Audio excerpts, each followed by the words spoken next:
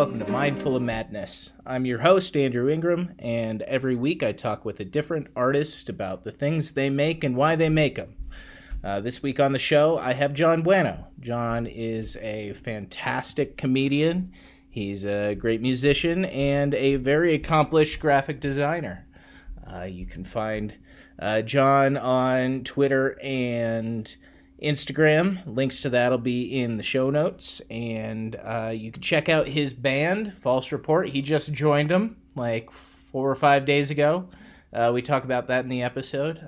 False Report is a fantastic pop punk band out of Colorado Springs in Denver. And they've got music on Spotify and iTunes and all that good stuff. That's not, John's not on those records, but he'll be on the ones in the future. So, check them out. They're really, really good. One of my favorite local bands. And, just check out John on Twitter. I think it's John_Bueno on Twitter.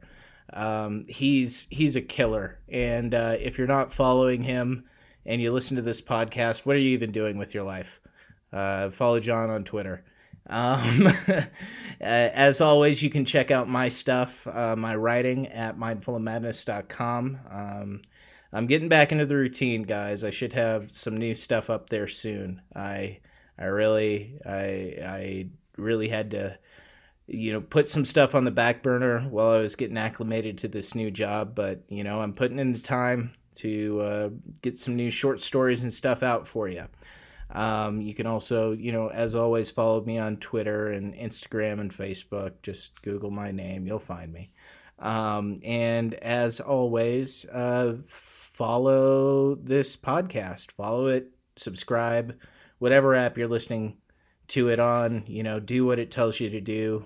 Give us 5 stars on iTunes, please. That really helps us out. And why don't you enjoy this episode with John Bueno.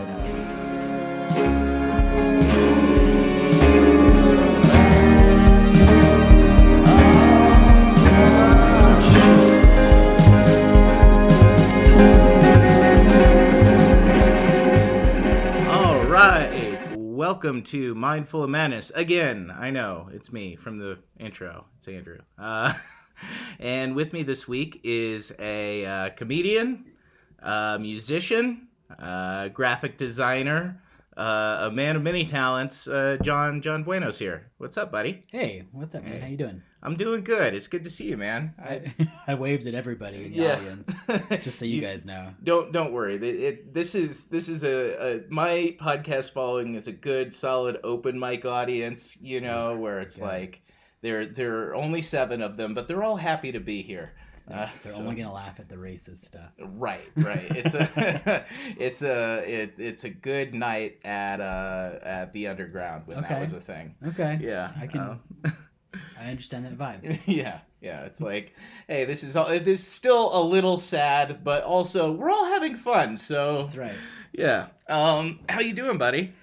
I'm all right. Yeah. I'm hanging in there. How are you? How's 2021 so far? We're hopefully a little bit more stability than we had a month ago. Yeah. We'll see as a nation and as a person. I think the collective something's off the collective back. Right. For a second. Yeah. I mean, obviously Harambe's not coming back, but we're moving forward. I don't see how, but yeah, time marches on. So what have you been up to? Man, I have been busy.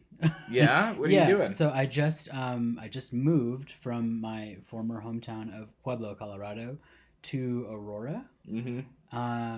So I kept my same job where I work. So now I'm doing it as a remote employee. Mm-hmm. And between moving and that, and then I just joined a band like about 3 or 4 days ago. Hell yeah! Who are you playing with? I'm now playing bass for False Report. Dude, by the way, False Report's very, very good. Very good. They're very good, so that's exciting. Yeah. Yeah, if you haven't, but I would like to get the rest of the band on here at some point. Your brother's in False Report, right? No, Or no, no. no. Okay, okay. Yeah, Why did I think? well, because my brother's a stand-up, maybe. Yeah, I don't yeah. know. But I thought he was also in a band. No, he's No. not. He's not much of a band. Oh, guy. okay.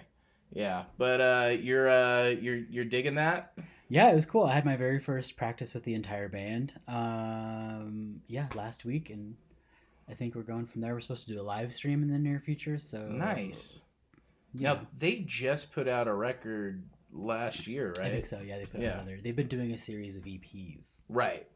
Yeah, the artwork is really cool on those too. Yeah, I don't know who does it for them, but I'm really excited to kind of jump into the fold with a band I already liked. Mm-hmm. Like, matter of fact, when I was a music writer, I actually wrote about False Report. Yeah. For things, so it's kind of funny to like the same song I put on the little video I made to promote my story is now like a song I know how to play because I'm in the damn band. You know what I mean? Yeah. But it's cool. Yeah, I'm excited. How is the how is that learning curve there? Did you already know some of the? Oh, I'm sorry, Tilda. I have a cat on my lap, guys. Did you already know some of the songs, or are you just playing catch up right now? Oh, it's completely catch up. Yeah. So I expressed interest. I've known Joe and Alan for a little bit. From doing stuff or whatever, and Joe especially, but they're like, hey, we're looking for a bass player. I'm not in any other band right now, so I was like, you know what, let's try out and have fun. Joe gave me a list of songs, just some shit off Spotify, and I just hammered them for a couple weeks. You know? Yeah. Did you get tabs, or were you just playing by ear? I don't know. I played them by ear. I don't know if they have tabs. I'm sure they're out there probably. You know. Yeah. But yeah, I do. I'm not trying to brag or anything, but I do have a pretty good ear for like picking out notes and stuff like that. So yeah, I just got high and hammered him. Away. That's fucking exciting, man. That's awesome. Yeah, it's cool. I haven't been in a band in a while. So. Yeah. Well, I think last time we talked was like early on in pandemic. We haven't talked in forever. Yeah. It's been a while. And you had said something about how you're just like in your basement playing guitar on loops and stuff for like hours at a time, just because that's like the creative outlet you had. That's what it was. Yeah, it's been 2020 was a crazy ride musically. Like right before that, I played my first show in a project, one show. I haven't done anything with it since. But it was just like all this like really kind of gothy, I don't know, post-punky kind of stuff, but it was like all just me with playing loops and stuff like that. I played one show and I just haven't touched it since. So it may or may not come back. Yeah. Have you been still practicing that stuff, or was it just you kind of got it out of your system? Yeah. I don't know. That was like a very particular rough batch of songs to write. Mm-hmm. And so I like performed them. I recorded a couple with a good friend of mine, and I haven't nothing's gonna get released, I'm sure, at this point. Yeah. But I was like, I did it, and I was like, I don't feel the need to like maybe play those songs for a while. You can always throw them up on SoundCloud where no one will hear them, but you said you put them out. That's true. That's a good idea. Which is kind of how I approach everything I do. You should do more of that. Yeah.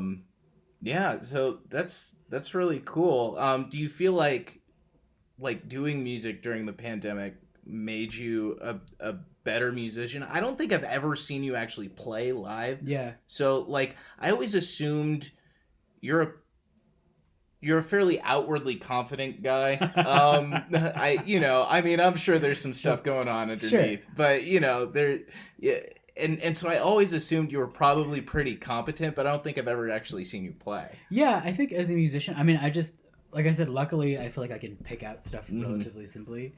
But mostly I'm just super curious all the time. Yeah. So I did that weird gothy project, and then the pandemic hit. I wasn't really doing anything because comedy quit. Like I was like poised to start really hitting comedy. Yeah. And then I just didn't do anything. And then I started making beats. Mm-hmm. And so I spent like 6-8 months just making beats in my basement for quite a while, because I was like, maybe I don't want to write songs. Songwriting is kind of there's one thing I don't like to do. It's write lyrics. Yeah. At all. I'm the worst at it. It takes forever. I don't want to show anybody them afterwards. I like to stay away from lyrics if I can now. It's like a new philosophy. But yeah, so like beats kind of, you don't never have to have lyrics if you don't want to, you know. So I've been doing that. So I've been like amassing this beat collection now, which has been really fun, which I'll probably never put out. Yeah. Well, I mean, again, that's one of those things, like, people, I know people that, like, that's their job, is they're not even producers, they just make beats and put them on sites, I guess, where people buy beats. Yep. That's like a thing people do. Is that something you would ever do, or is it just like something you wanted to learn? I don't know. I also have a friend who's an audio engineer of sorts, and that's actually what one of his like main gigs is. Is he makes like this really cool, like, a lot of that music that you get on those websites sounds like stock music, and it sounds kind of whatever. So I have a friend who actually makes really good like stock music, like really engaging sounding shit, cinematic stuff. Yeah. Bedfires music, y'all. Bedfires? Bedfires. Nice. Yeah. But so, I mean, I talk with him about the process all the time, and a lot of the stuff I have made has been kind of like lo-fi, jazzy. Could very easily like maybe jump into projects like that or be purchased. So I'm definitely open to it if I ever saw an avenue or whatever. Yeah. I'm all about that, like, passive income, man. Like, if I could ever get to the place where I just earn like a percentage of what I make every month through shit I didn't actually have to touch or think about, that would be fantastic. Absolutely. Well, and I think now that everybody's getting a little older, and we all understand that retirement's basically a bust for most of us. For our entire generation, like most of us. So we probably won't even get Social Security. No. So I'm gonna have to work till I die. Yeah. So I'll just try to do work I like. And right. If it pays most of my bills, that's cool. Yep. When retirement is a part-time job at a gas station, you know, that's. Well, actually, gas stations won't be a thing. So. We'll find something, man. Some like fuel cell hybrid stations. Right. Yeah. Well, I mean, I've mentioned on the show before, I'm selling cars, and that's something that, like, we kind of kick around at the dealership sometimes. It's like, what's this gonna look like in 10 years? You know, with, you know, there are ways to buy cars online now, and they're not great at the moment.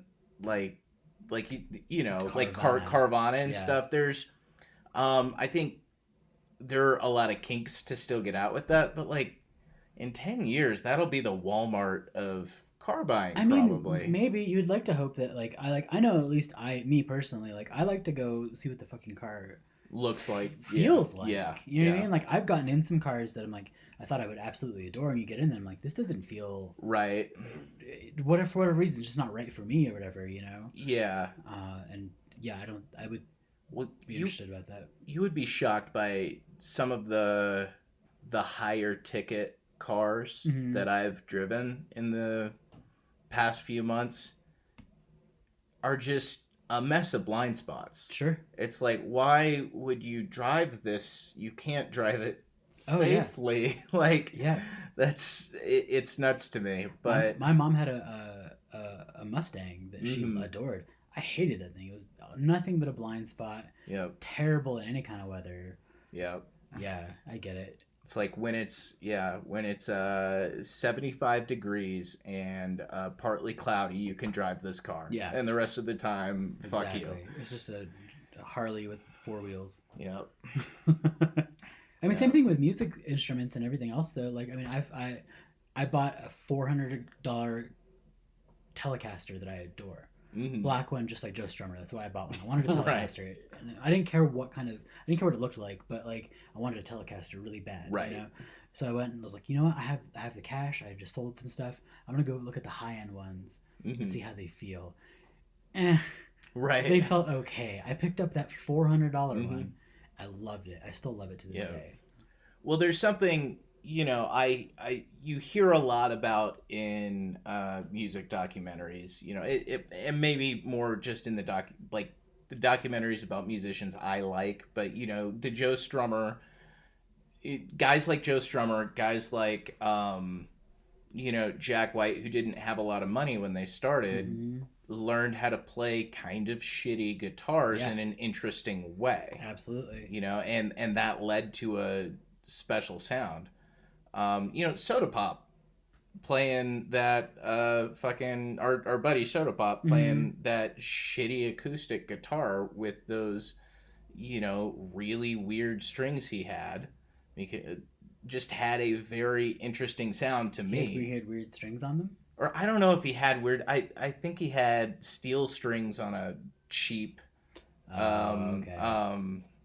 guitar body. I'm not 100% sure because I'm not a guitarist. Right. But the point is it sounded weird. Yeah, it sounded weird and kind of tinny and worked perfectly with his voice. And he's branched out since then, but I remember going to open mics at the Zodiac when I started out, and it's like there's something really unique about the way he sounds that complemented the way his voice sounds and complemented the way he writes songs.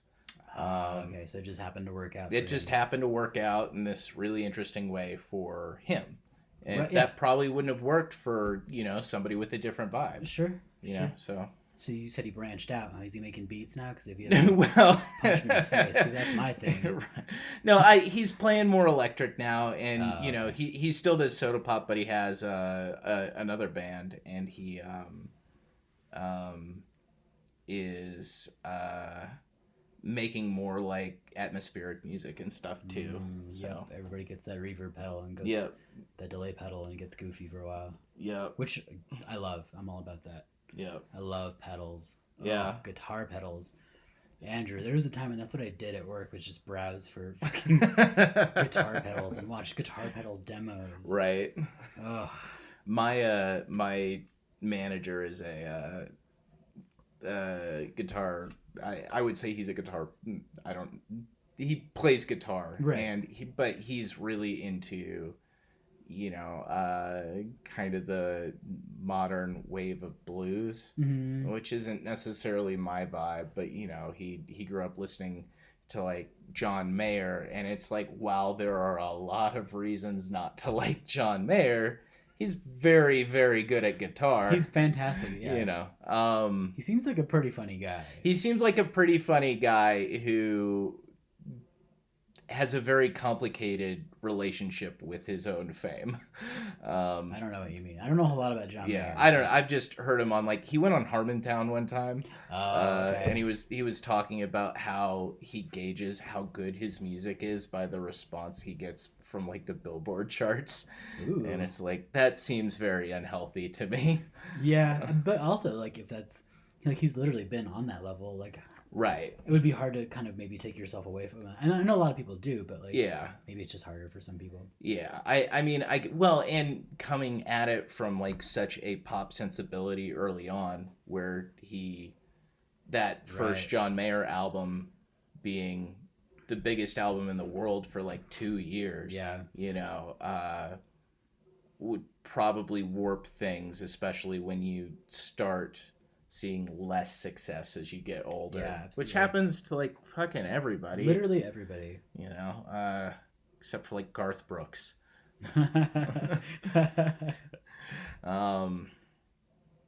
So what, like, being in a band now has to be kind of strange because it's not like there are shows on the horizon at the moment. Yeah. So we have a live stream coming up soon, I think.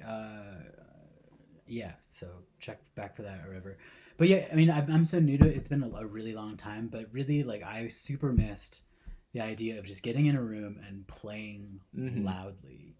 And I don't care how that happens anymore. Like, because it's really, for me, people enjoying it is incidental. You know what I mean? Is that something... is that the same approach for like all of your artistic endeavors? That's just for music for you? No, I'm a wimp for comedy, and I need your approval in that, of course. Yeah, just like everybody. But also, to be honest with you, the further you get, the less and less you need it. You know what I mean? Like, which is kind of nice as long as you're not like horribly bombing or something.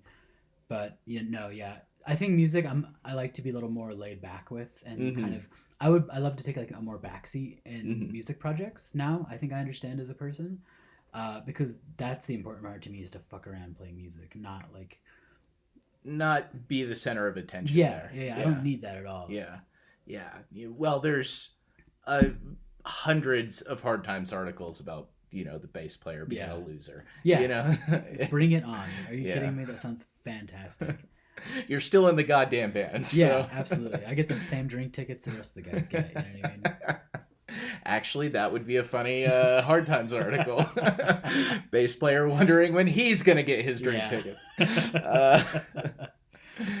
Yeah. Well, let's talk about comedy a little bit. Okay.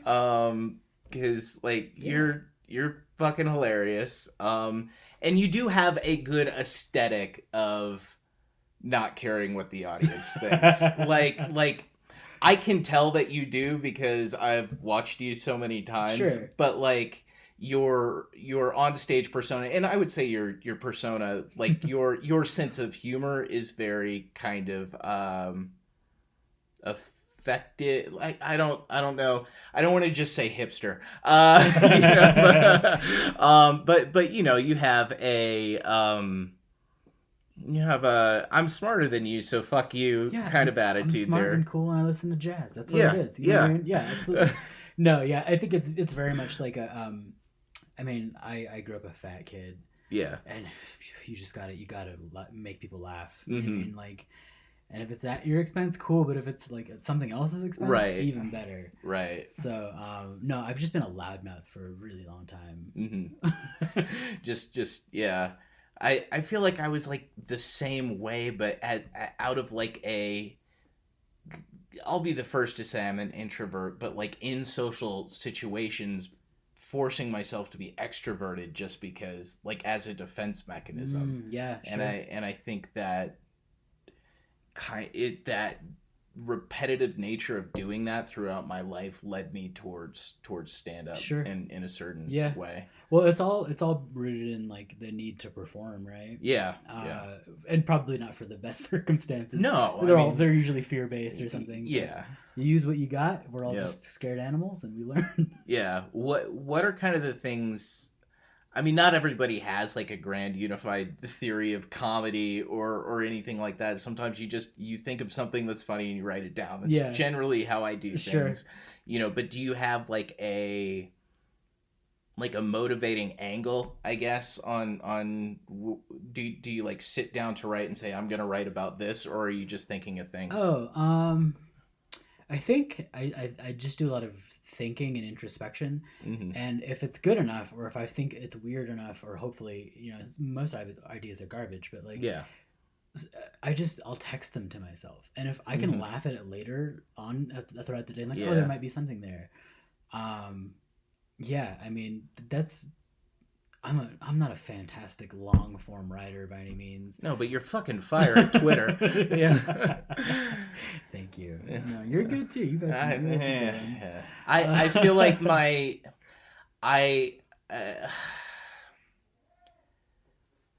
I can write a very good social media joke once every 3 days. Right. Whereas I feel like you're hitting 2 or 3 times a day. So it's like I know I'm going to get it, but it's like, again, really Twitter is my only avenue to like just shoot my mouth off now. Yeah. And that's all it is. Like I don't use Facebook anymore. I technically have an Instagram. I don't really use that. So Twitter is like my one space to just like see funny people and like get absorbed into their world, and then also just like, I mean, I tweet the dumbest shit on the planet continuously, and you can tell I'm high when I'm doing it too. Yeah, I think so, but you have a very like solid, like every John Bueno joke sounds like a John Bueno joke on Twitter. Like you have a very solid, like I feel like when I'm writing, I often try to like cut across the grain of a trope that's happening, and I never do it. And like I'll write. Generally when I think of something that's just I think is funny, it does better. Yeah. And so, but like when I don't like, with the exception of the photoshopping Bernie with the mittens thing, like, that's funny. Yeah. And that's genuinely funny, and everybody can take part. Yeah.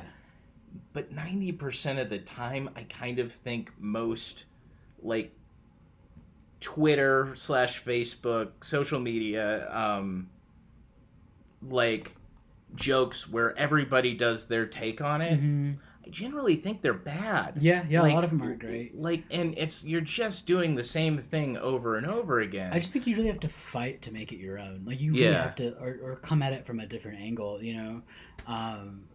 Yeah, so I do social media, like, for money. Like, that's my job or whatever. So sometimes I'm so burned out on, like, the idea of, like, content producing. Yeah. Then instead of me, like, wanting to craft a joke or something, I just...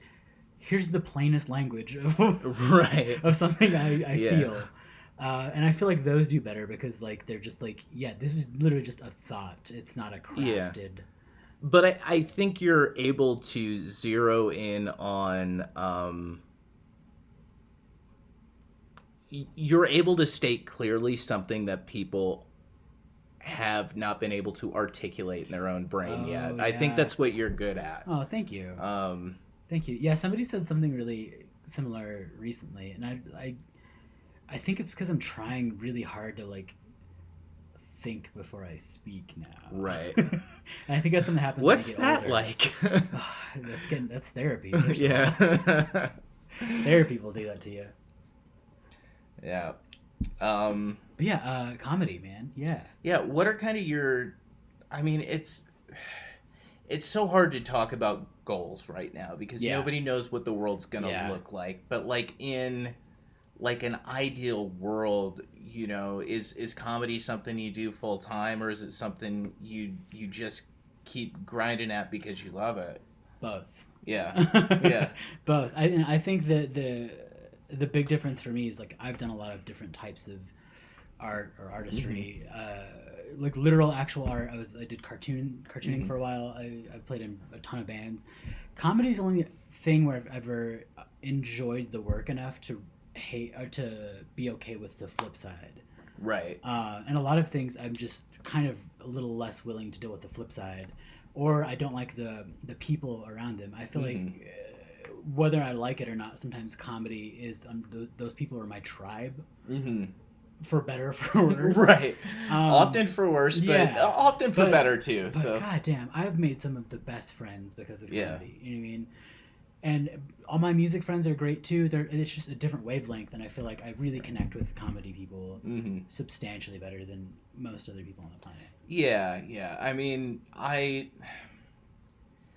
found a similar thing.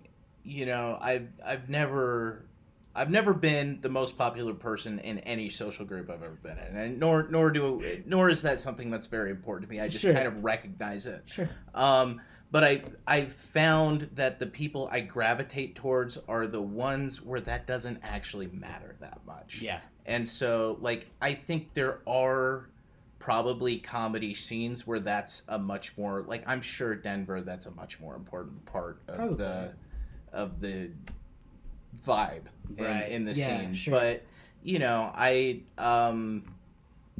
when I was in the Army, I gravitated towards guys that was like, we're just gonna cut up and we're gonna make the funniest joke, whether it's at your expense or mine.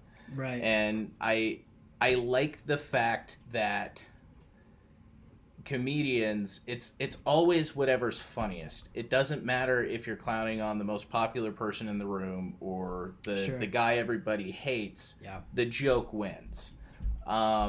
I think the only people that don't fit in extraordinarily well are the people who are either too fucked up to be doing it. I don't mean I mean like mentally and emotionally, not like booze wise, or not fucked up enough. Right. I think there's I think comedy is largely a trauma response for a lot of people. Yeah. For the human race, I would say. At least initially. You know what I mean? So I think the people that it's going to attract are, like, always going to be on that wavelength, and that we see it in each other, and, like, it's immediately, like, respected and understood that, like, oh, everybody's going to shoot their mouth off, and we all have this contract that it's probably going to be okay. Right. You know what I mean? Like 9 times out of 10, it's not a big deal. Yeah. I would say hopefully more than 9 times out of 10 because there's a lot of shit flying. Yeah, well, I mean that's why you say it while you're in the hang, not online. You know what I mean? Right. Like, yeah. No. I mean, and I think there's been drama in our scene. There was drama earlier this year in our scene. Was there? Yeah, it doesn't matter. Fine. I'm not gonna get into it here because I wasn't even involved. Yeah, that. Hey, we talk about there's sign language going on this end. I mean, it's been really weird for me. I mean, because like Colorado Springs definitely feels like more of like a symbolic home for me as far as comedy. Like a lot of the people I've come to really enjoy are from here.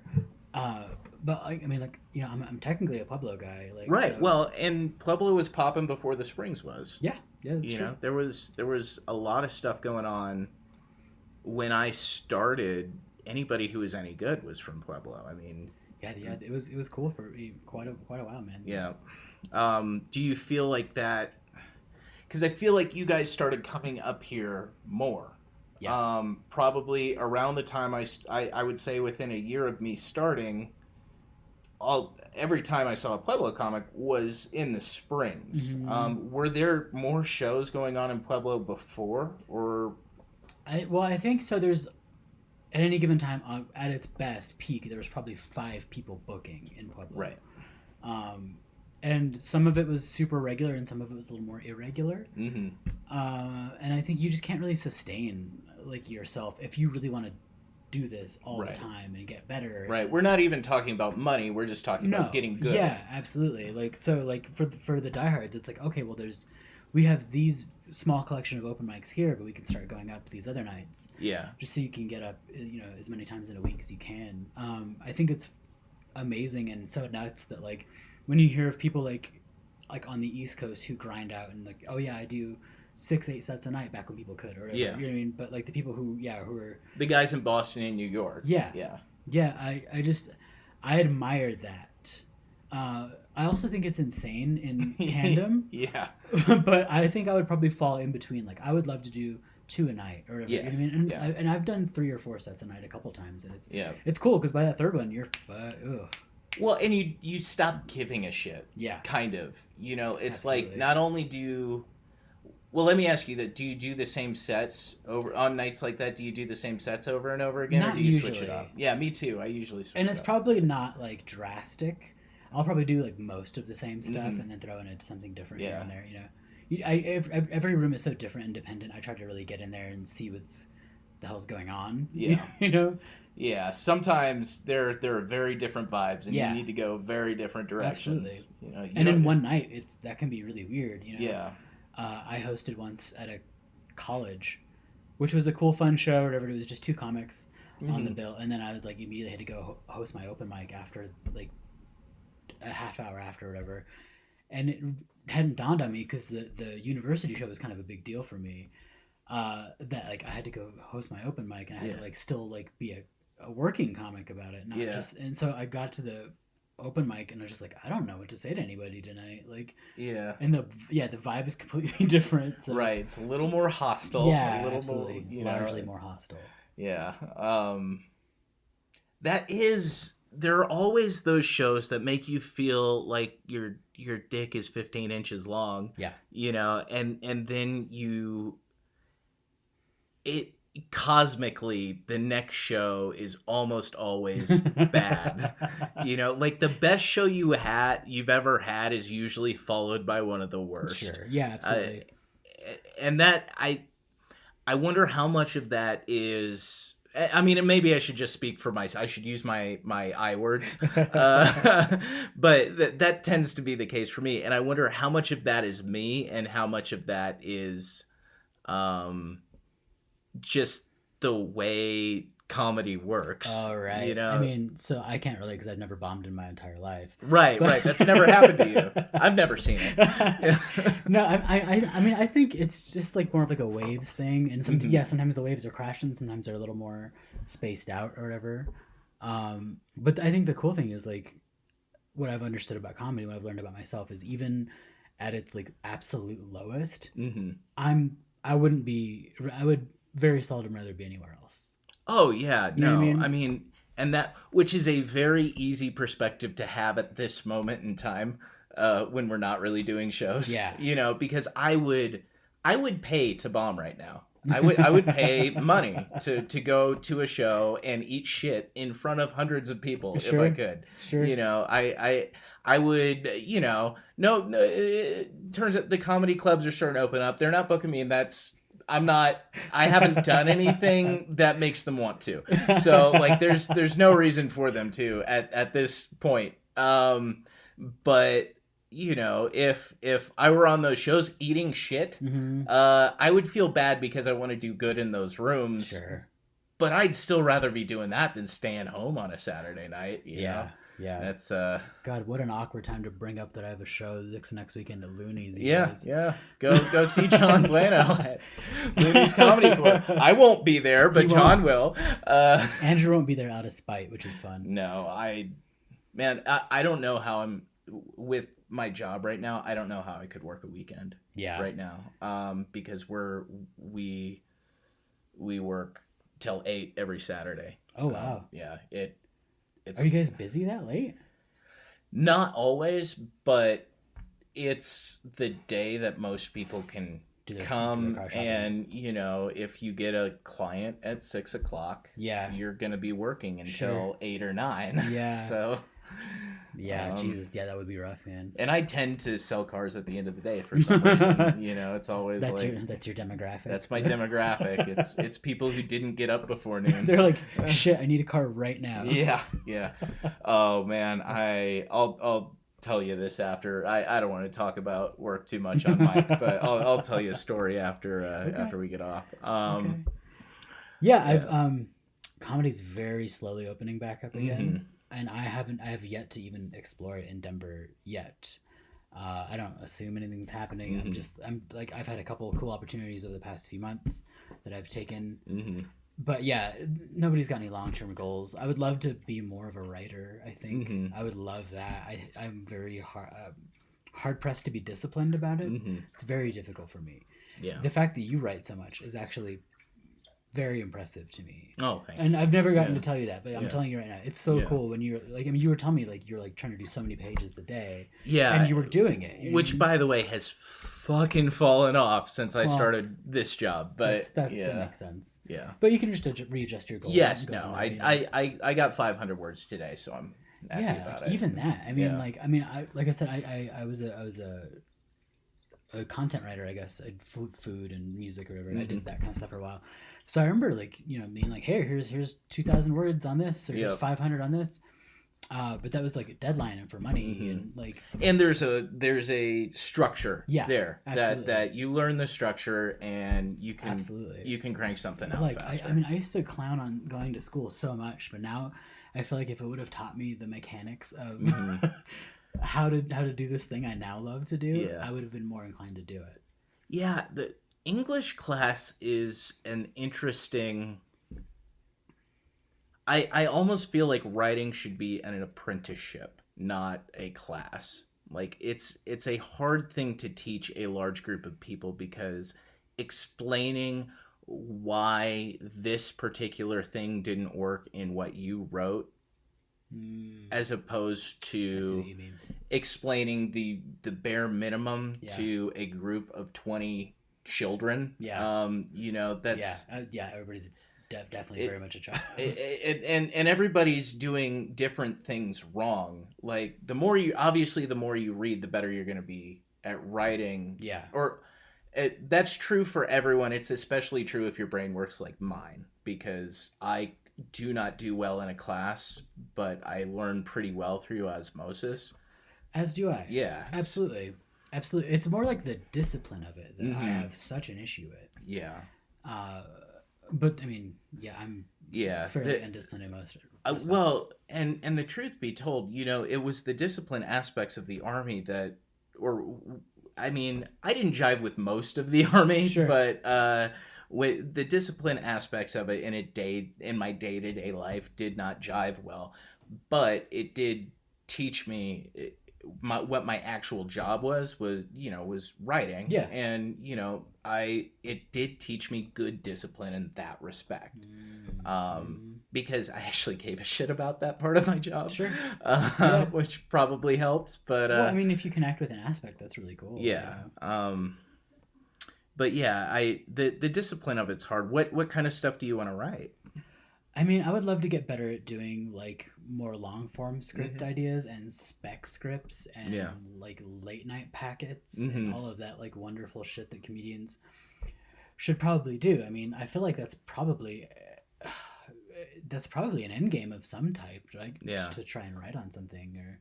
It's the most it's the most practical, realistic way for a comedian to succeed. Right, absolutely.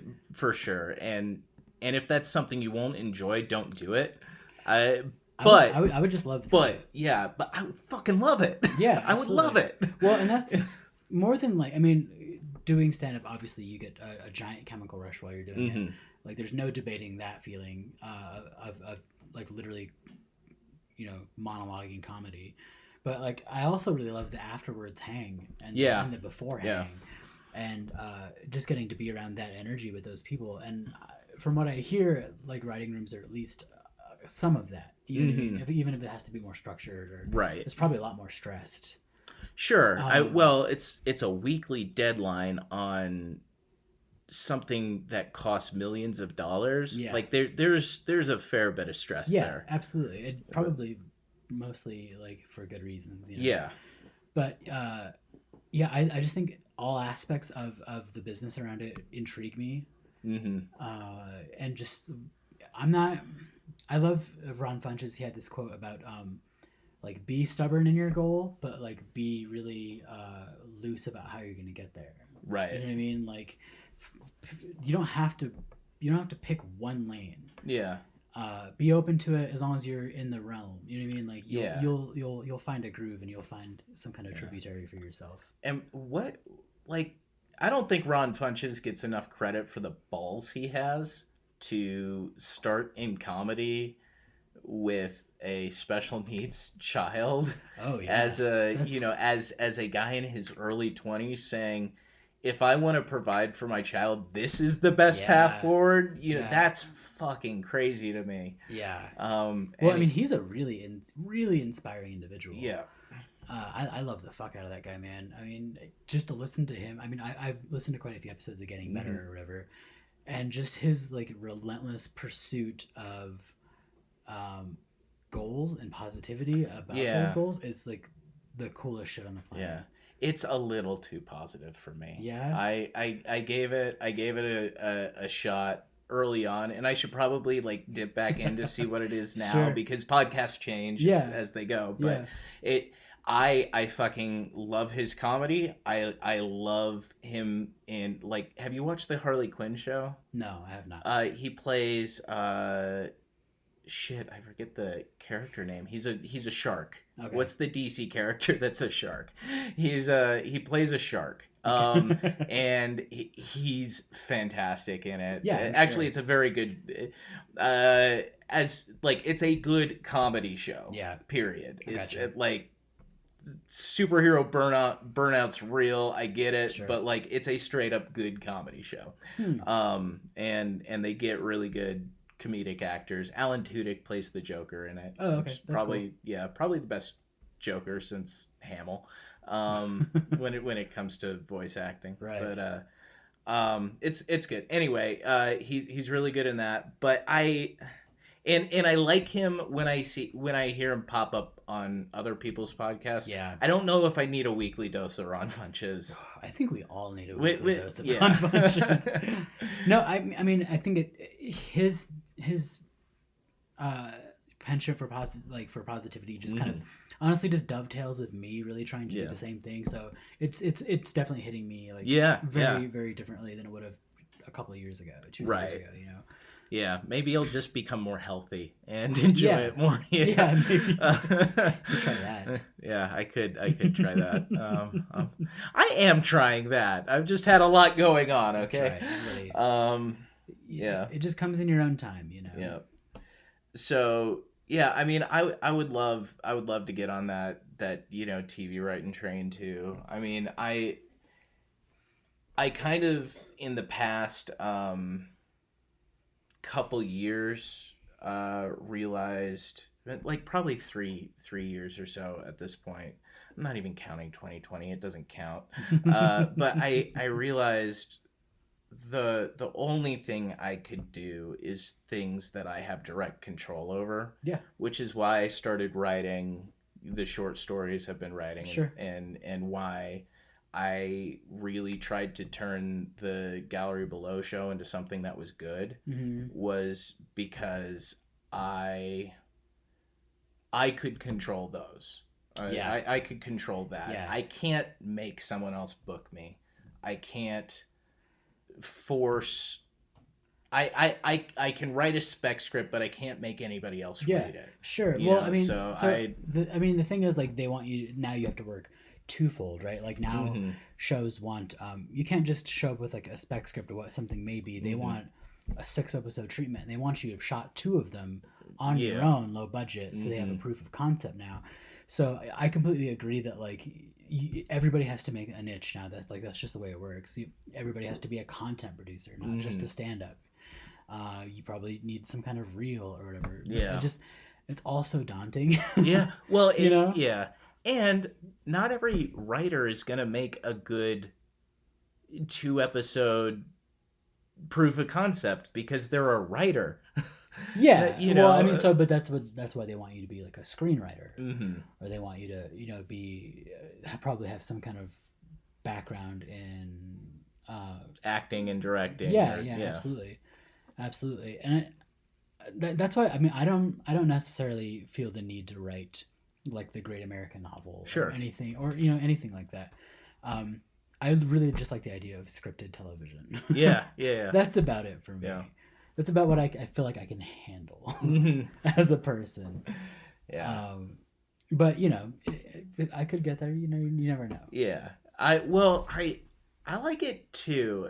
I wrote a spec. Well, I wrote a whole TV pilot because the idea of writing a spec or a treatment felt it. If I got excited about it, I wanted to write the whole thing. I wanted to finish it. Sure. So I just wrote the whole thing, and I put it up on the blog like every fucking thing I write. Sure. But I for a long time now I've wanted to get together with some other comics in the scene that actually like want to go that route and try to build something. I thought the same thing. I watched that Netflix show Love. Yeah. And so they had that fun idea where they all got together and they had this comedy band where they wrote theme songs for movies that didn't have them, right? That was the thing. I was like, I love that idea, but what if you took it and turned it into an actual thing where you brought this team of people who wanted to write for TV together and you almost like turn it into your own writer's room. Yeah. You do a weekly meeting and just there's no stakes. Just we all would love to read a great fucking script. Great funny script. And you just have a core group of 4 or 5 people. And then if you're already working with people and it's working well, fuck it. Shoot the thing by yourself. You know what I mean? Like I just think it can be done. I know COVID's made it much more difficult to do any of that right now. But if I've learned anything, those Google Docs, man, they fly everywhere. They do. Yeah. It would be fun to get back in a room with people to do it too, though. Like especially to start. Yeah, you'll never kick around ideas the same way for sure. Yeah, but I mean, because I think I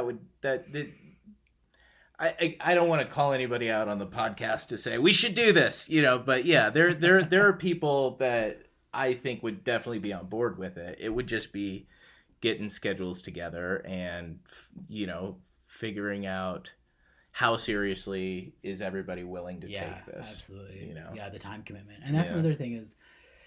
Comics notoriously lazy, unreliable. Myself included, and unreliable. Yeah. Yep.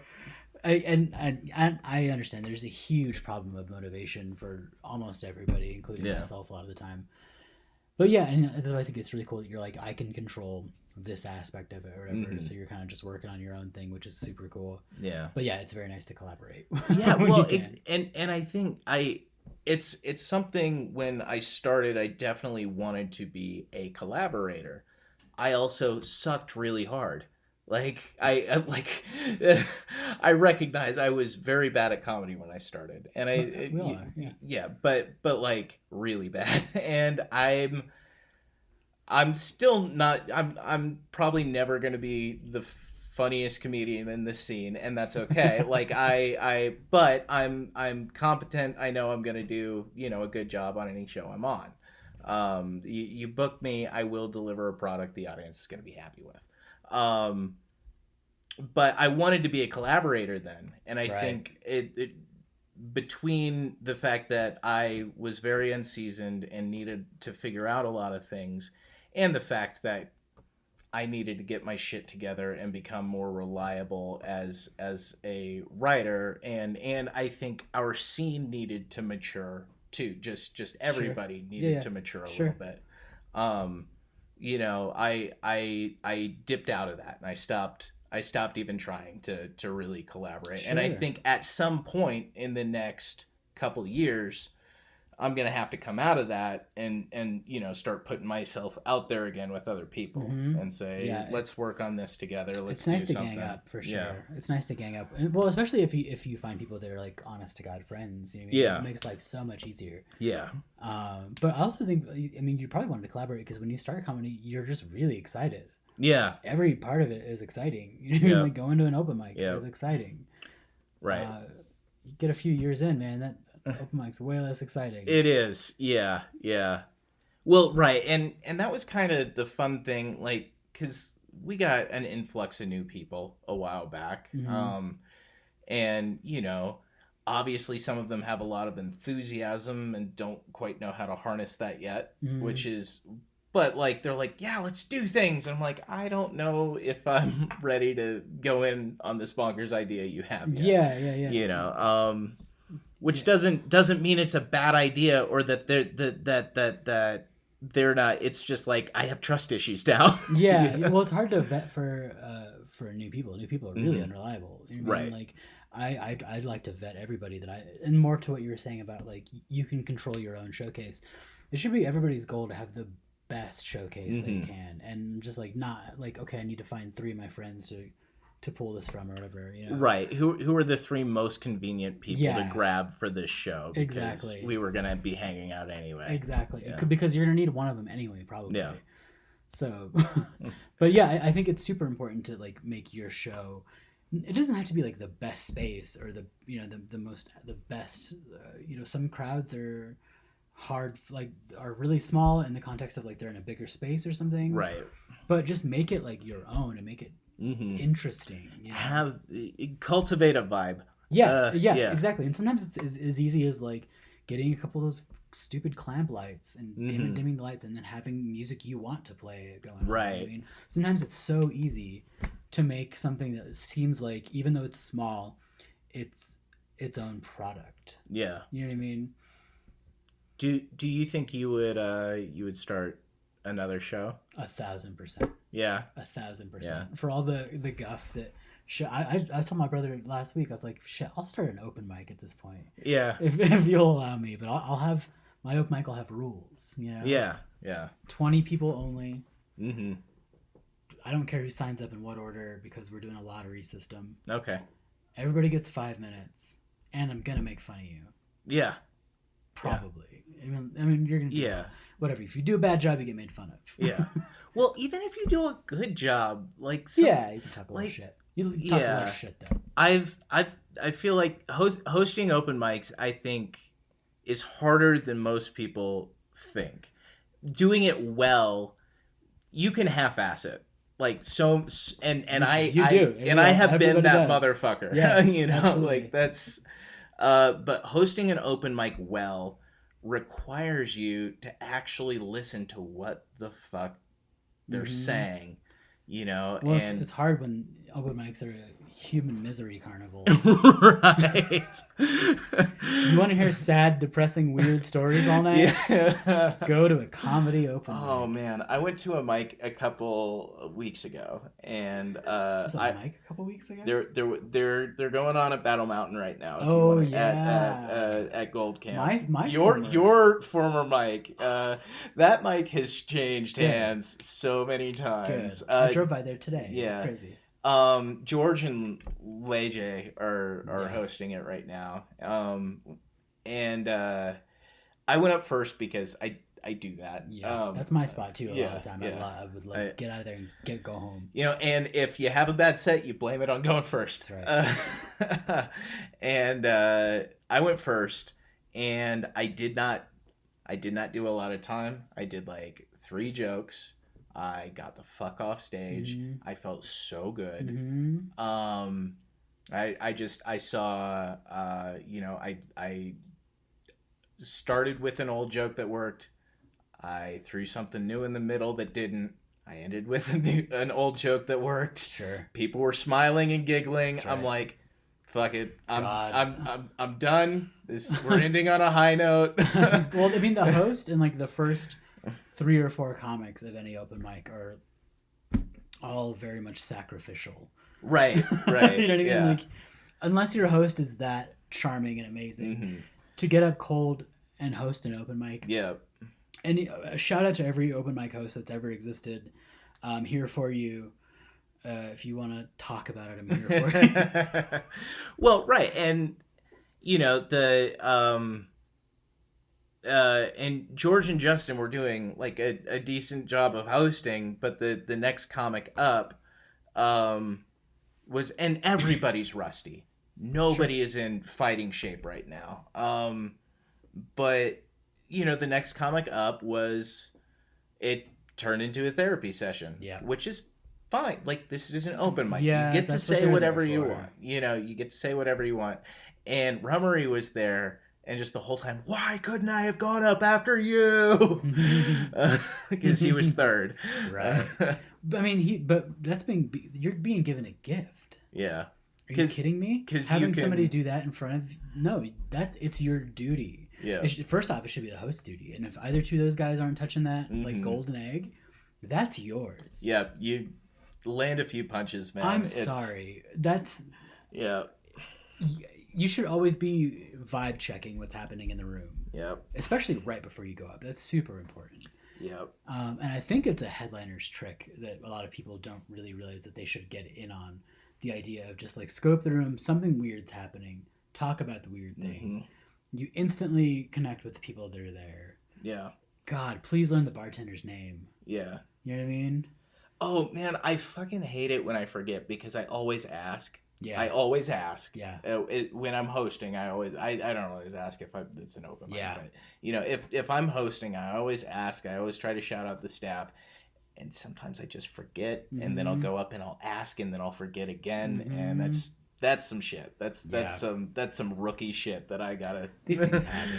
Yeah. These things happen. Well, in regards to like vibe checking an audience, do you still get in the situation where like I don't know, like sometimes I feel like I'm on top of the world and I know exactly what to do in this situation. And then other times, like a good or bad situation, I know exactly how to ride this out for my set. I know how to handle this perfectly. And then there are just some nights where I'm like, fuck it, this is gonna go badly, and I'm gonna, especially at open mics, Yeah, like, I mean, at an open mic, you're allowed to kind of maybe to take it at your own pace, no matter what's gonna happen. You know what I mean? Because that's also how you learn. Sometimes you learn by like. Yeah, by like, okay, I'm gonna give it 60% tonight, mm-hmm. and we'll see what happens. Yeah, and you're always gonna get what you put out, I think. So yeah. Well, and sometimes it's just, hey, these are the jokes I need to work on tonight. Yeah, it doesn't fucking matter if they're gonna work or not. I have to say these words in this order, so I know how to say them in this order next time. Well, and so since I don't do a lot of like writing, I'm really bad at that aspect of it. But I think it's also freed me up to like, kind of take the idea and now I just have to run with whatever the idea is. And so because I know that, I know it's a detriment because I maybe don't know where it's headed. I know where the punchline is. Sometimes I'm a little murky on getting there. And but it's nice to get to play around with it. I used to write everything out long form, the entire thing, and I'd have some jokes that were like 2 pages long, so you'd have to be flipping. Oh yeah. And I can't do it now. I just go up there and have the idea, and maybe like a couple of lines about it, and I just like hope to fucking God for the best. Yeah. I like oscillate. Yeah. Between like I do a little bit of both to mixed results in both. A lot of times what'll happen is I'll go up with some ideas and then I'll try those out, and I rarely record myself. I need to get better at that. Yeah, record yourself for sure. But I'll do that with a new joke for 2 or 3 shows, and then I'll write it out. Based off of. Oh, that's a good system. That because I also sometimes I want to move on to something else, but I'm like, okay, I need to remember this so I can work on it later. Yeah. But I also don't want to do it 6 shows in a row because it's the same 10 comics on every show, and it's. Well, I mean, so that's nice though, because if you do that 2 or 3 times, you can start building your web of like where it could go from there. Right. And it's hard for a lot of people to get from like the initial setup punchline that they enjoy to expand on that is, I think, where is the difference between people who have been doing it for a little while and the people who've been doing it for long enough they start to see the connections between what you're saying. And I'm just getting to that point where I'm starting to see the connections in the bullshit I'm giving to people. Right. Well, I mean, you kind of start approaching this as you start getting longer sets on book shows, because you have to build your set on every show, and you need to figure out some sort of transition from joke to joke. Not every comic has to do this. Different comics have different vibes. As Brian Posehn said on one of his albums, I haven't written a transition since 1986. Some comics don't, but like with the bullshit I'm spewing, there has to be some connective tissue or the audience is going to get whiplash. So writing those transitions is sometimes the most satisfying part, because makes me feel smart. Yeah, they're usually clever. That's why. So that makes sense. Yeah, sometimes the best transition is the fact that you do not have a transition. Yeah, you just call it out. Yeah. Every single comic does it. It is a joke every comic has, and it belongs to all of us. You need it in your back pocket here and there. Just make it. If you can try to make it your own, that's fun. I like to sometimes think of an insult. Okay, this is more reading the room stuff that I like to do. Sometimes you can tell where the trouble table is gonna be. So if I'm sitting there looking at them, I love to just be like, okay, like where am I going to go with this if you decide to pop off during my set? You know what I mean? And I know that's a really weird instinct to have. Yeah. But that's it's a survival instinct. Yeah. It's like everything in comedy. It's it's all survival based. It's our evolution of growing. Humans grew sentience and needed something to protect ourselves from that. Yeah, I think, and that's what humor is. Yeah, absolutely. It's protecting us from our own self-awareness. It's an impressive absurdity. Yeah. I'll never get tired of the fact that we openly embrace sometimes the darkest aspects of ourselves for something as insane as laughter. Yep. It'll never get old to me. Like that notion. You know what I mean? Yeah. Well, and I would say you're not even the darkest comic in the world, but like it is bizarre, and I don't know. There's something sickly satisfying when you think of this, like just a really dark take on something sad that's just happened, or like there was nothing funnier to me than the Capitol riots. I think it was just knowing that the inauguration was coming, no matter what these idiots do. Yeah. The inauguration's coming, knowing that like my dissatisfaction with the last 4 years, but also blended with my disdain for everybody in politics, altogether. Like, it's not like I like Nancy Pelosi or anything. That's the thing. So my big takeaway was like one of slight jealousy. Yeah, right. You know what I mean? But it's like, you guys aren't doing this for a good reason. Like, it's you're not doing it for a good reason, and you're not being effective. Yeah, you've accomplished, like, you didn't have a plan, which I get it. You walked around like, if there'd been some fires set. Right, nobody set a fucking fire. Yeah.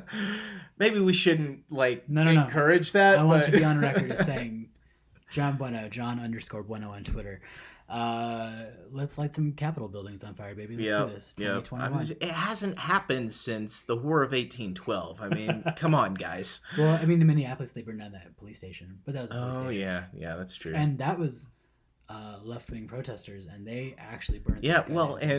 The Portland protesters actually occupied a neighborhood. Mm-hmm. So, like, get on our level, right-wing terrorists, I guess. No, I'm kidding. Maybe the last thing we need. No, don't take over a neighborhood, right-wing protesters. Yeah, they do. It's just called Connecticut. Yeah, I know our president's from there, but you can't convince me that Delaware is actually a place in the United States. Yeah, it doesn't exist. And I think about this more than I should. It's just a sign they put somewhere. Yeah. But yeah, nothing was funnier to me than the Capitol riots for whatever. Probably because it was people I don't like doing something bad to other people I don't like. Yeah, absolutely. Absolutely. Yeah, and that is rich. That is a rich. It just felt like it was like everything that had happened in the last 4 years coming out in catharsis for me on Facebook, instead of. Well, I love that a lot of those people are now getting records and they're getting their guns taken. Like they got their own. They took their own guns away. Yeah. Well, and now like QAnon is straight up disavowing Trump. Right? Yeah. They're disavowing Trump and recognize, like, half of them are like, yeah, Trump was a liberal puppet from the start, and the other half is like, yeah, QAnon was nothing. We were idiots. Yeah. Well, I mean, I really doubt that they're that self-aware to be like, oh, maybe we were wrong on this one. But some of them are. Really? Some of them are. God. Like, some of them are going, yeah, this seemed like a big waste of time. We thought something was really going to happen. And it's like, maybe there is a pretty large possibility that this is just a small minority that the liberal media is holding up as, see, they're turning on their own now. You know, like 5 people said it and we're trying to spin it that's a reality now, but well, I mean, it's also fractured now that it's really hard to discern. If you're not aware of what's going on, it's really hard to discern what is actual info and not. Yeah, and it's like, I'm not going to spend 4 hours a day on Reddit figuring this shit out. That's a giant pass. Yeah, I have other things to do. Yeah. Hey, let's talk about graphic design before we wrap up, bro. Speaking of segues. Yeah. Okay. Yeah, I love graphic design. Yeah. How did you were saying you did like cartoonist work and stuff before? Yeah, so I was a cartoonist for fun. Yeah. When I was really young, probably like in my early 20s, I loved to make like little zine cartoons and stuff like that. This was before you started doing comedy? Yes. Yeah, this was 5 or 6 years before I started fucking with comedy. Yeah. But I've been doing graphic design since I was probably about 14. Oh, okay. So was that just making band flyers and stuff? Yep, exactly. Yeah. Logos for bands that never played an actual show. Hell yeah. Yeah. Well, there are bands with T-shirts that never wrote a song, you know, like high school bands and stuff. Yep, so, absolutely. Yeah. And that's how it started.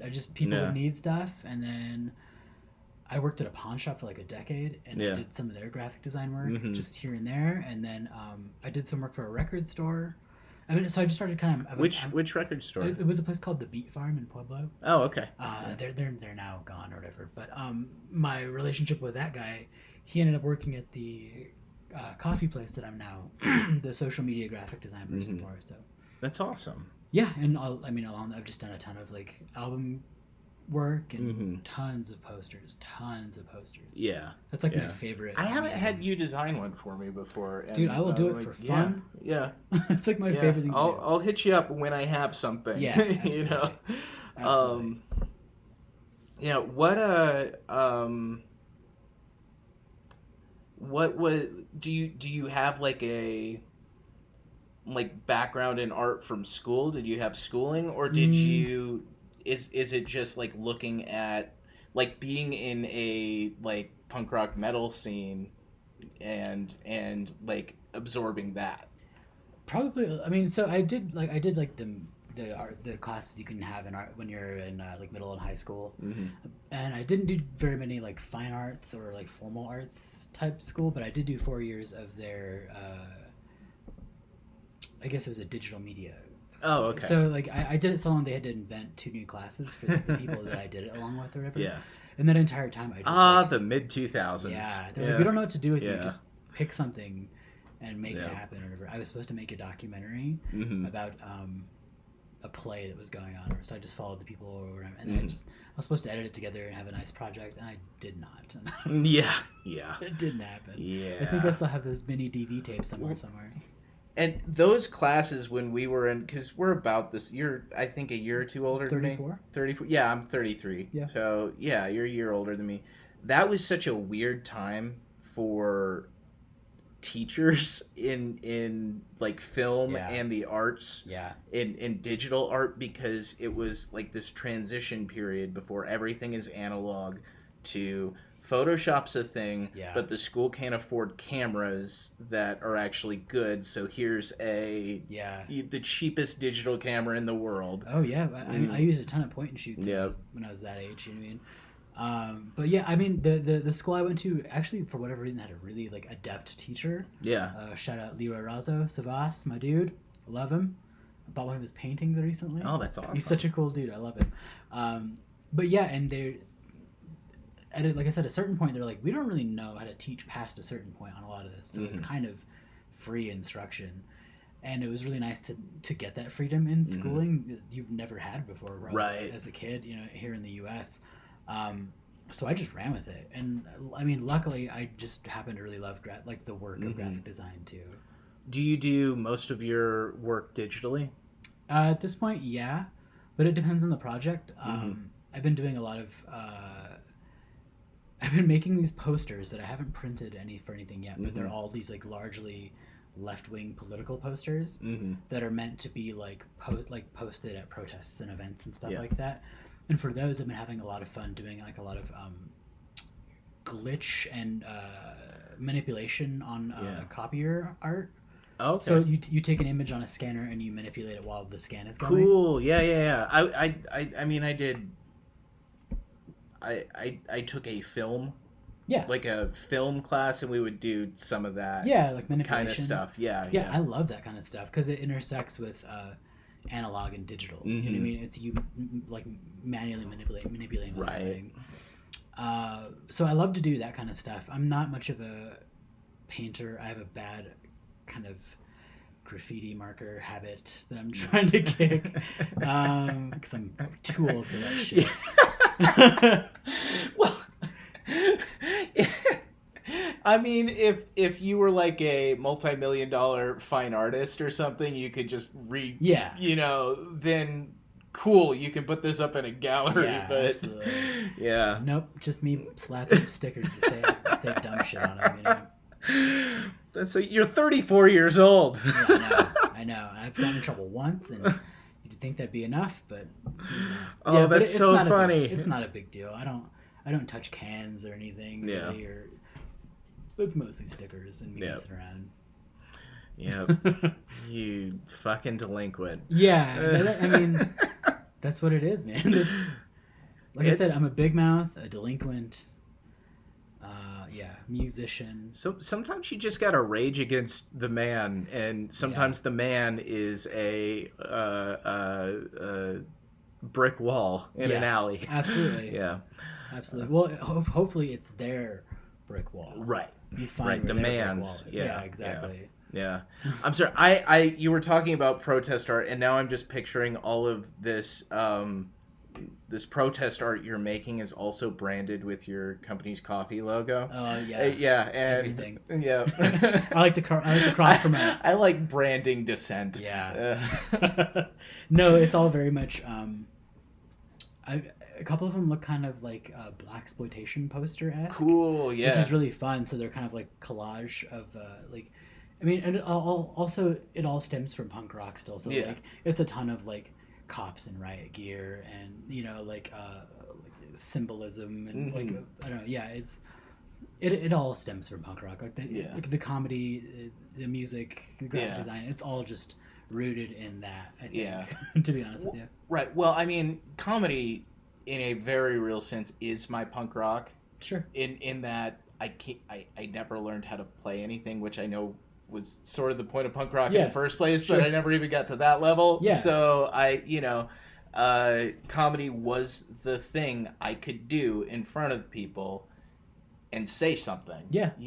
Which there's just that, little shitty 14-year-old who liked the Clash and the Sex Pistols that, needed that itch scratched, I think. Absolutely.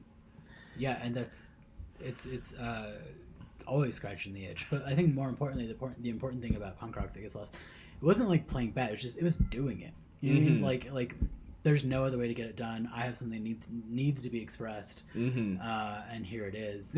Yeah, exactly. And I think it's kind of the same across the board for me. It's just like it's just how it's coming out. Do you feel that like graphic design scratches that itch in some way, or is that just kind of like a means to an end to further the other goals? Oh no, it absolutely can. I think the cool thing about graphic design, it's not so much about art for me. It's about getting a message across, right? Which is why I love to talk with people about like branding and that kind of like if they ever want to talk about this shit, I love that kind of stuff. Yeah, because it's just having a problem and needing a solution, right? And it could be really banal, like we need to sell this, or the problem is systemic racism. Let's make fun of it. You know what I mean? Or you know what I mean? And I really like that. Posters and that kind of stuff specifically are such a weird art medium to where they have to be informational and they have to be legible and easy to understand, but within that there's a lot of room to play around and a lot of room to have fun and a lot of room to make things weird if you want to.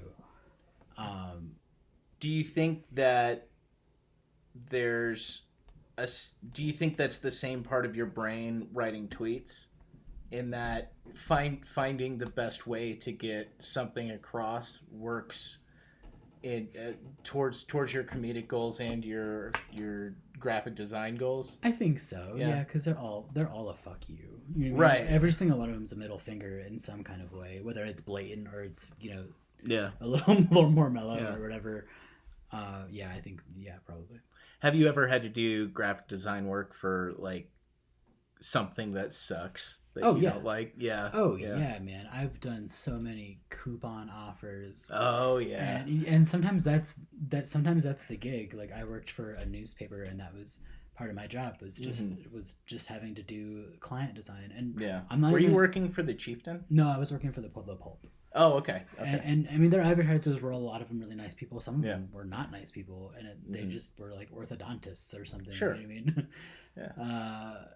And so you do what you can to survive in that sense. But but even then, I don't really like to. I like to make sure everybody has their design's probably going to suck because they're probably not more open to anything fun anyway. Right. The ones it's going to be more generic. Yeah, absolutely. Yeah. And that's what they want. And sometimes you just say, whatever you need, man. I'll give you the most bare bones design possible for you. But the ones who have fun also have more effective ads. Yeah. Because there's an emotional component all the time, whether or not you think there is. With everything you're engaging with. Sorry. Yeah. How does like communicating with clients work in that regard? Like finding out what they want versus what they think they want, or are most clients good at conveying what they actually want? No, they run the gamut really. Some of them are amazing, and sometimes you have to pick up from context clues what you hope is going on. Yeah. And it really depends. I've tried to. I get to kind of be picky about if I want to because I have a steady source of income. Right. So if I want to take on a client, Hopefully they'll kind of know what I'm about or what I do. If not, we can I try to send everybody a copy of everything I do ahead of time just to make sure that because I'm not the best designer in the world either. You know, I'm not particularly adept, but I just happen to have a style that I've been working on for a lot of years. And some of them are great about it. Some of them are hellish. Some of them are great but take forever to pay. Some of them pay right away, but they're the worst. Yeah. So I mean, any kind of client stuff is always going to be some kind of prostitution relationship. Right. A little bit. Right. All work is. Yeah, exactly. So I mean, to delude and think that's not the case is maybe the issue. Yeah. But yeah, they're fine. Yeah. I part of the reason I ask is because I'm working with clients for the first time in my life. Oh, right. So it's wrapping my head around, you know, I'd like to get in a headspace where it's like because I like talking to people. Yeah. And I like, you know, I like working with clients and trying, you know, my boss says I have the same problems Chris had, which is, you know, I'm being a client advocate when we're trying to make money here, you know, which shocker, me and Chris having that problem probably isn't the most surprising thing ever, but, you know, there are people who I genuinely like want to help out and can't. Yeah. You know, and they're just in a bad situation and it's just not going to happen. Yeah. You know, you owe $20,000 on a $6,000 car, man. Yeah.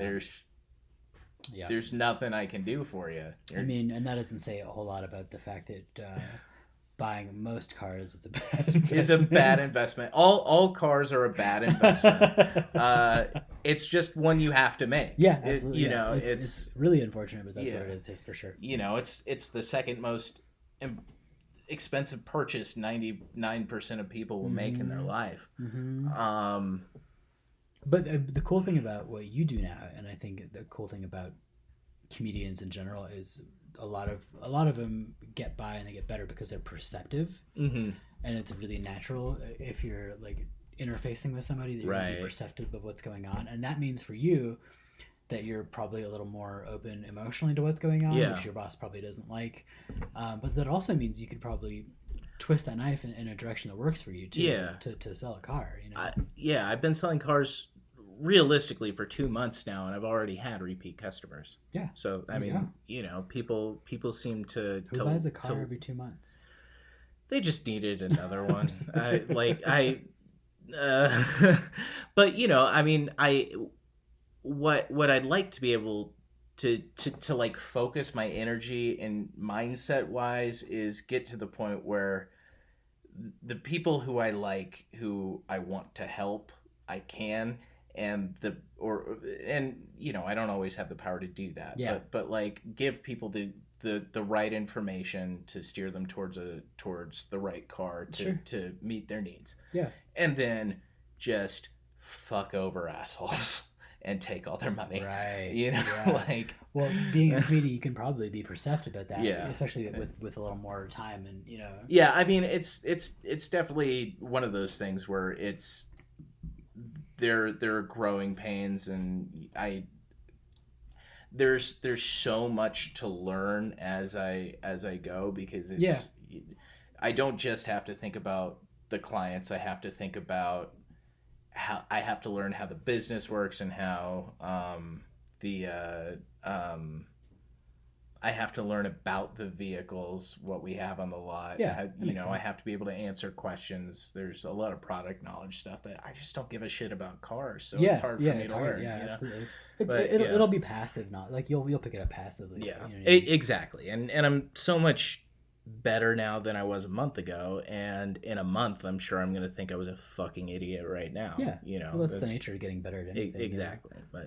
But yeah, let's bring this thing into a grinding halt. No, put the landing gear down. Yeah, put the landing gear down. Let's skid on the runway. Hopefully nobody dies. Tray tables back up to their original positions. Exactly.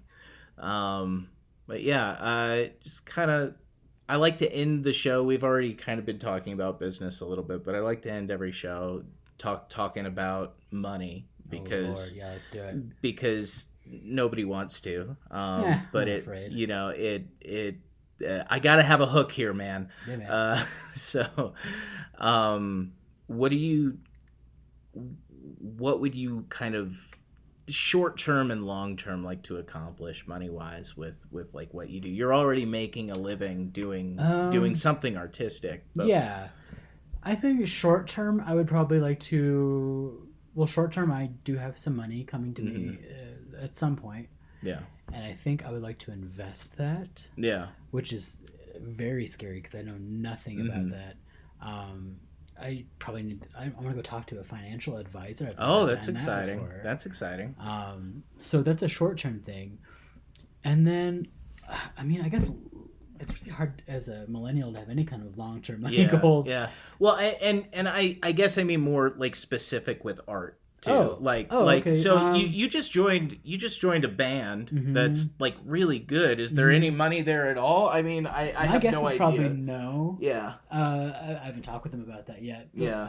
I mean, that's not the focus. Yeah. But like they're really good. They're really, and they get like listens on Spotify and stuff. So I think the potential for touring is there, and that's really the only way anybody's making any kind of money. Yeah. Would you be remotely working from the van doing coffee logos? I've done it before. Yeah, I've done it before, man. Yeah, I used to take matter of fact, I've taken like a lot of like weekend comedy trips and just been working on the plane or wherever, the Airbnb. You know, I've done work at a McDonald's in Omaha. Yeah. Just you do what you got to do, or and in the parking lot of a coffee shop a few times. It's just what it is. I'm really like fortunate that I can work kind of remotely, and that's been really nice. I mean, honestly, I really like the company I work for. I think they're really cool people. I think they have a really cool message. Shout out Soul Roast Coffee. Maybe we can see about getting Andrew a couple of pounds as a sponsorship. We can talk about that. Yeah. But yeah, I think they're great, and they kind of dovetail with me as far as like if and when any kind of touring happens again, they understand that this is what I'd love to do, and that I can do it in tandem with their gig. And it's really a pretty cool situation for me. It's cool that you have any kind of boss that's understanding. Yeah. Ever. Yeah. So. Yeah. But I mean, maybe just to hopefully survive, and maybe if I could have it be like 90% what I want to do, 10% hustling to make up the difference, that would be more than I could ask for. Yeah. More than I could dream for, probably. Yeah. I mean, getting to that place is, I think, every young artist's dream, and figuring it out how to get there is something not everybody gets to do. Absolutely. So. It's figuring out which hustle you're gonna enjoy.